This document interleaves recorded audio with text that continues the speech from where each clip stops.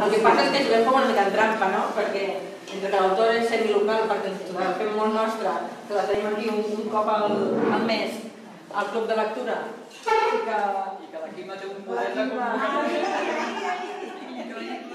Està al terreny de la bondat, i això em sap molt de greu.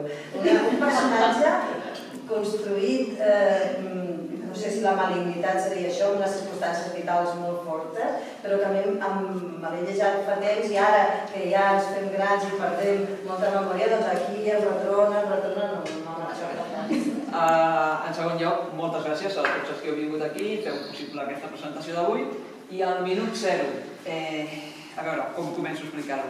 En aquest cas en concret, una mica ho explico a les últimes pàgines, que hi ha un apunt que diu nota de l'autora, i aquest recull, que com bé ha dit la Quima, parla del tema de la mort, però no com a concepte, no des d'un plantejament filosòfic, teològic, moralista, ètic, sinó que en tots i cadascun dels contes, com a mínim, n'hi ha una de mort.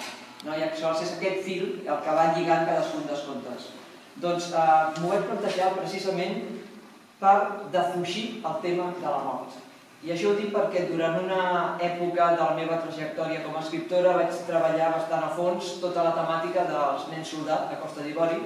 Primer amb un llibre solidari, que era per recaptar fons per una casa d'acollida, que hi havia nens que havien estat soldats i estaven allà intentant els seus monitors, pedagogs, reinserir-los una altra vegada, donar una educació i oferir un treball, un futur.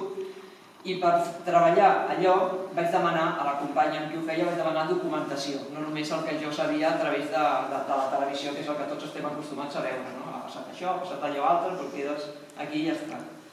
I la llau de documentació que vaig llegir, encara ara quan hi penso, se'm posen els pèls de punta.